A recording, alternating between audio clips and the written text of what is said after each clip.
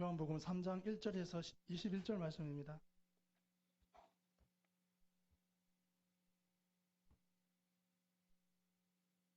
한 절씩 교독하시겠습니다.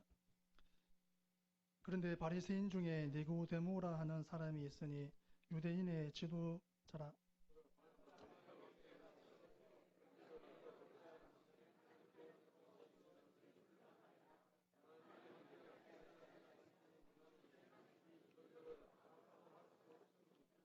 예수께서 대답하여 이르시되 진실로 진실로 너희에게 이르노니 사람이 거듭나지 아니하면 하나님의 나라를 볼 수 없느니라.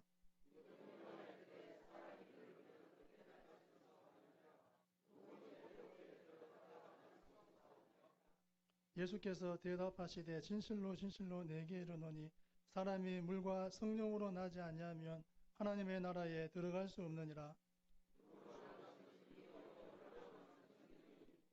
내가 내게 거듭나야 하겠다 하는 말을 놀랍게 여기지 말라.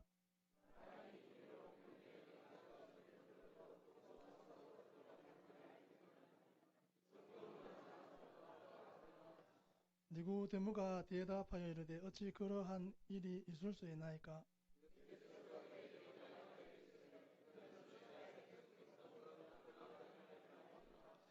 진실로 진실로 내게 이르노니 우리는 아는 것을 말하고 본 것을 증언하노라. 그러나 너희가 우리의 증언을 받지 아니하는도다.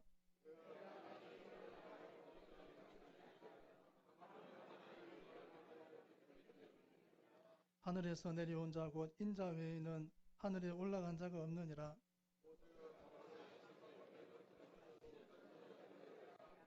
이는 그를 믿는 자마다 영생을 얻게 하려 하심이니라.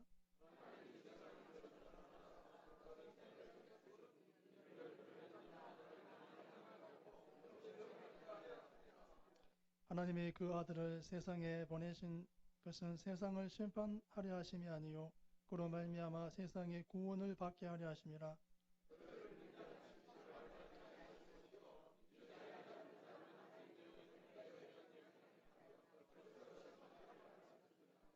그 정죄는 이것이니 곧 빛이 세상에 왔으되 사람들이 자기 행위가 악함으로 빛보다 어둠을 더 사랑한 것이니라.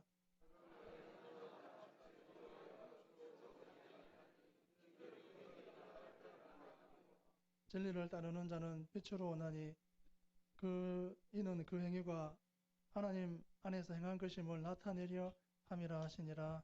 아멘. 니고데모는 최고의 자격을 고루 갖춘 사람이었습니다.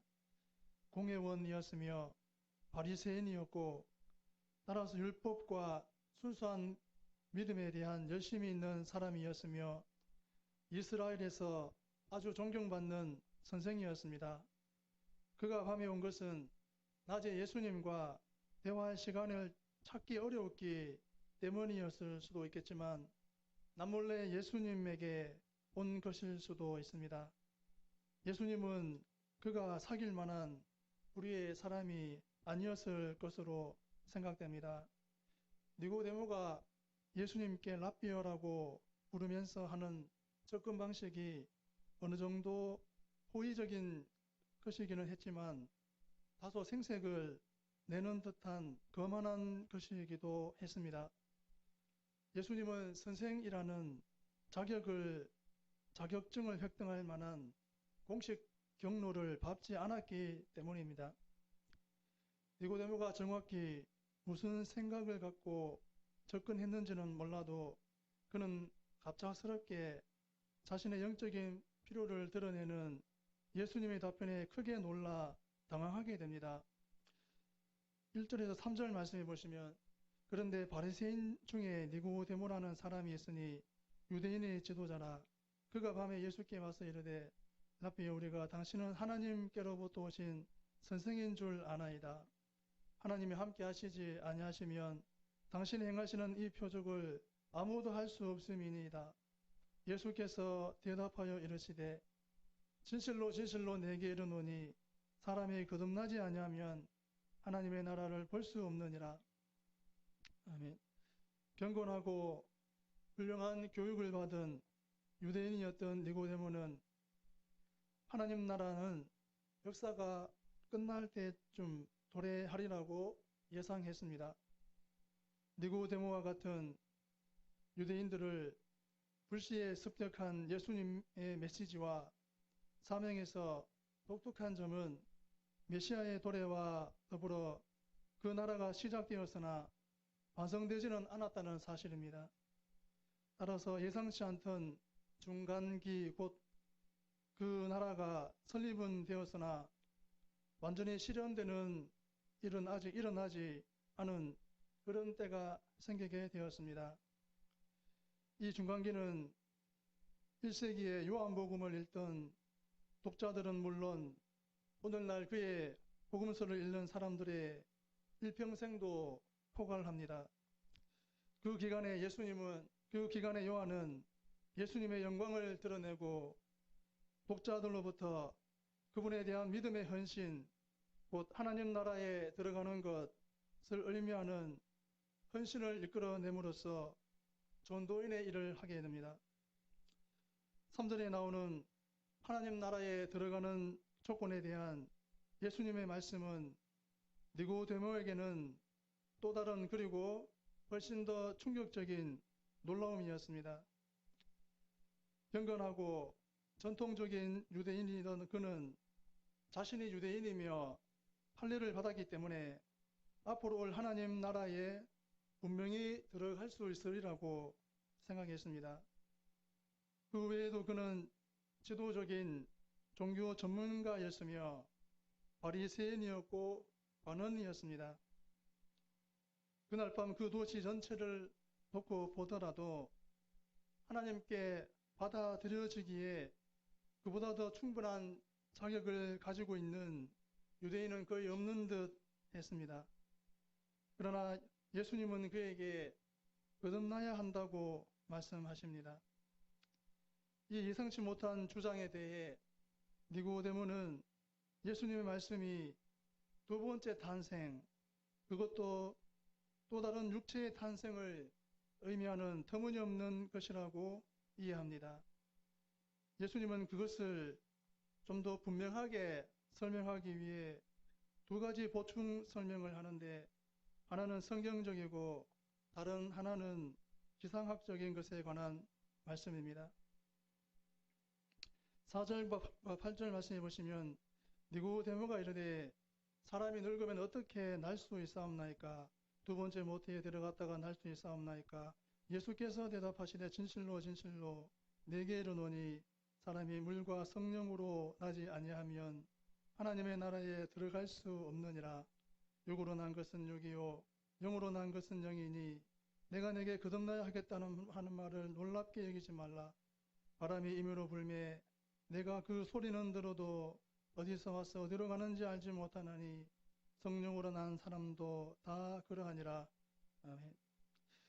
전자는 해석상 많은 논란을 불러일으켜 온 말로서 사람이 물과 성령으로 나지 아니하면 하나님 나라에 들어갈 수 없느니라는 말씀입니다. 여기서 예수님이 의미하고자 하시는 것이 무엇인지 끌어내기 위해서는 역사적 상황을 잘 살펴보아야 합니다. 니고데모가 거듭남이라는 개념을 이해하지 못해 어려움을 겪는 것을 보고 예수님이 놀라시는 것이 올바른 해석을 위한 열쇠입니다. 예수님은 분명히 니고데모가 거듭남을 이해하는데 필요한 지식을 갖고 있다고 생각하십니다. 이는 니고데모의 전공 분야가 구약이라는 것에 대한 분명한 암시입니다. 9절에서 10절 말씀 보시면 니고데모가 대답하여 이르되 어찌 그러한 일이 있을 수 있나이까? 예수께서 그에게 대답하여 이르시되 너는 이스라엘의 선생으로서 이러한 것들을 알지 못하느냐? 아멘. 니고데모는 당시 유력한 신학자였음을 암시하는 것일 수도 있습니다. 물과 성령님에 관련된 영성에 대한 구약의 언급은 에스겔 36장 25절에서 27절 말씀에 나와 있습니다. 맑은 물을 너희에게 뿌려서 너희로 정결하게 하되 곧 너희 모든 더러운 것에서와 모든 우상 숭배에서 너희를 정결하게 할 것이며 또 새 영을 너희 속에 두고 새 마음을 너희에게 주되 너희 육신에서 굳은 마음을 제거하고 부드러운 마음을 줄 것이며 또 내 영을 너희 속에 두어 너희로 내 율례를 행하게 하리니 너희가 내 규례를 지켜 행할지라. 아멘. 여기에서는 메시아 시대의 새 질서에 대해 언급하고 있는데 그 시대에는 사람들이 새로운 정결의 체험을 하게 됩니다. 이 구절에서 맑은 물을 너희에게 뿌려서 너희로 정결하게 하되라는 말씀과 성령님에 대한 체험 곧 내 영을 너희 속에 두어 너희로 내 율례를 행하게 하리니 라는 말씀이 있습니다. 그러므로 예수님은 니고데모에게 에스겔 선지자가 기다리던 정결과 능력의 새로운 날이 가까이 왔다는 것, 곧 오랫동안 기다리던 메시아 시대가 여기 존재하고 있다는 것을 알려주고 계십니다. 여기에는 그 왕, 그 메시아가 지금 임재하고 계시기 때문이라는 것이 암암리에 나타나 있습니다. 이 나라에 들어가기 위해서는 인종적 유전, 판례, 율법을 열심히 준수하는 것, 경건의 행위, 성경 지식 등은 아무런 소용이 없습니다. 필요한 것은 예수님 자신이 하나님으로부터 오신 분이며 믿음의 대상으로 들려야 하는 분이라는 것을 개인적으로 믿음으로써 하나님으로부터 새로운 영적 생명을 받습니다. 의미심장하게도 세례 요한 역시 성령님의 체험을 정결하게 되는 행위와 관련해서 말했습니다. 2절에서 니고데모가 잘난치 않은 듯한 태도로 우리라는 말을 사용하자 예수님은 11절에서 그분 자신의 우리라는 말씀으로 응답하십니다. 예수님은 당시 유대 선생들의 편파적이고 변덕스러운 관점을 하늘에서 내려온 자로서 하늘을 직접 보신 분의 입술에서 나온 하나님에 대한 영원한 진리를 대비시킵니다. 11절에서 15절 말씀에 진실로 내게 이르노니 우리는 아는 것을 말하고 본 것을 증언하노라. 그러나 너희가 우리의 증언을 받지 아니하는도다. 내가 땅의 일을 말하여도 너희가 믿지 아니하거든 하물며 하늘의 일을 말하면 어떻게 믿겠느냐. 하늘에서 내려온 자 곧 인자 외에는 하늘에 올라간 자가 없느니라. 모세가 광야에서 뱀을 든 것 같이 인자도 들려야 하리니 이는 그를 믿는 자마다 영생을 얻게 하려 하심이니라. 아멘. 니고데모의 이해를 돕기 위해 예수님이 두 번째로 사용하시는 비유는 바람과 그 본질적인 불가사의함입니다. 오늘날 우리가 바람의 기원과 본질에 대해서는 예전보다 더 잘 알고 있지만 바람의 방향에 대해서는 예수님의 시대보다 나은 것이 없습니다. 그러므로 본질적으로 거듭남은 하나님으로부터 옵니다. 그것은 초자연적이며 인간의 통제나 지식을 넘어서는 부분입니다. 그러나 바람과 마찬가지로 불가사의에도 불구하고 결과들은 직접 체험할 수 있습니다. 그리고 나서 예수님은 니고데모가 하나님 나라의 새 생명을 체험하도록 하기 위해 또 다른 생생한 구약의 표상을 사용하십니다. 그러나 요한은 인용부호를 사용하지 않았기 때문에 예수님의 말씀이 어디에서 끝나고 편집자로서의 요한의 해설이 어디에서 시작되는지 정확하게 알 수 없습니다. 민수기 21장 4절에서 9절은 이스라엘 사람들이 모세가 진 한가운데 있는 장대에 달아놓은 거대한 놋뱀을 믿는 마음으로 바라보았을 때 뱀의 재앙으로 기인한 육체적 죽음을 면하게 된 사건을 기록하고 있습니다.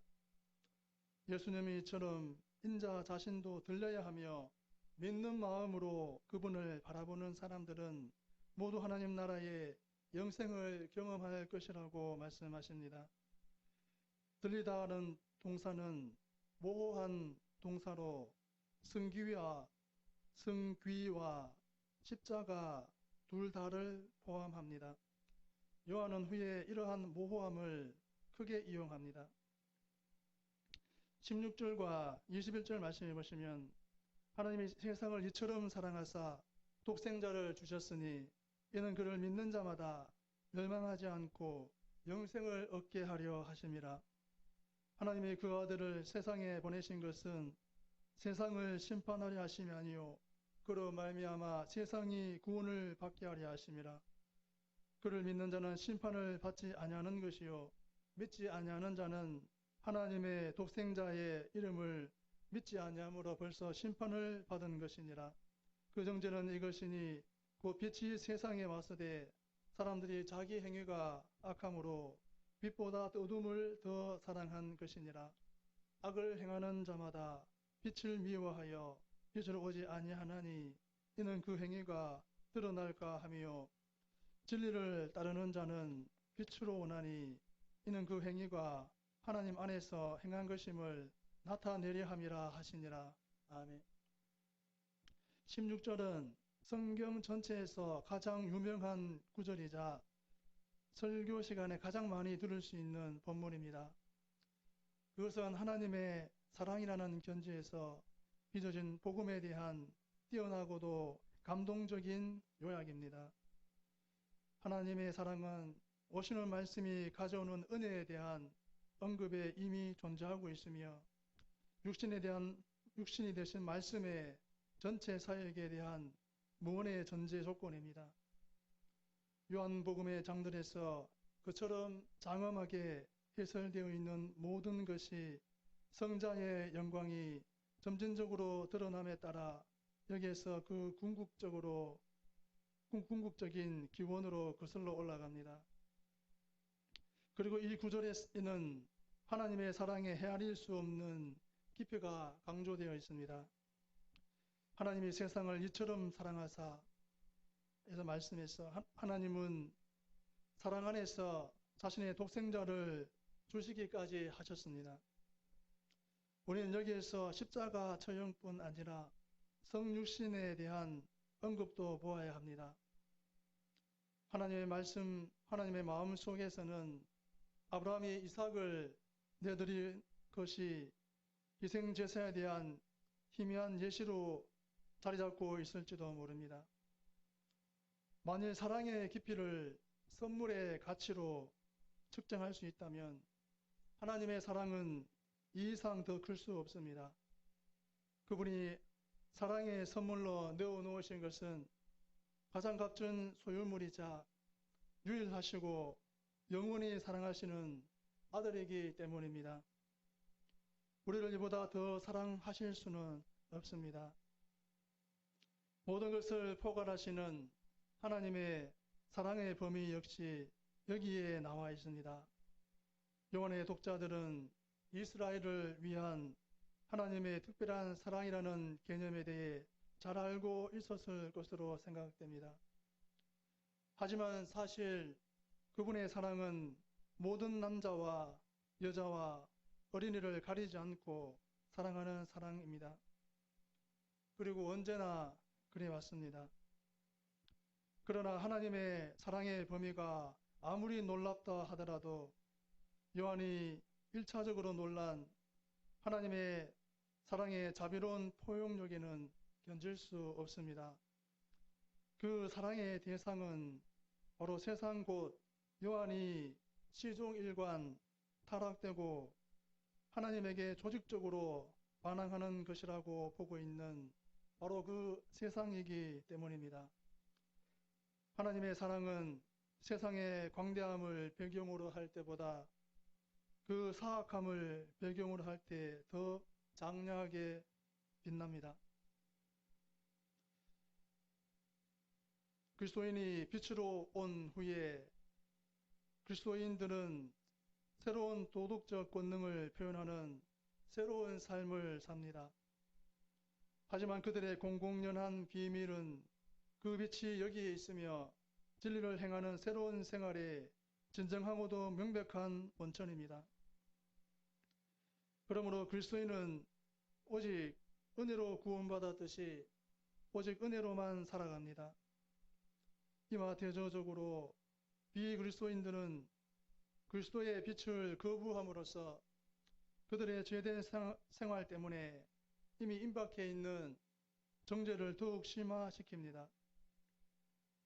비그리스도인들을 정죄하는 것은 하나님의 궁극적인 목적도 암암리에 그분이 기뻐하시는 것도 아니며 빛이 세상에 온 것으로 인해 생겨나는 엄숙하고 부정적인 결과일 뿐입니다.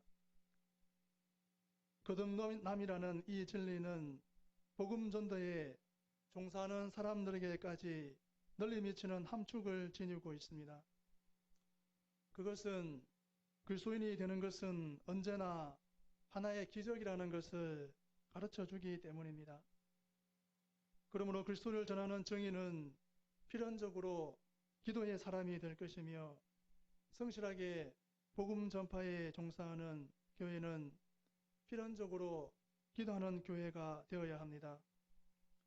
구원은 하나님에게 속한 것이기 때문에 기독교 전도 방법론이 아무리 진보하더라도 결코 이 진리를 배제하거나 대체할 수 없습니다.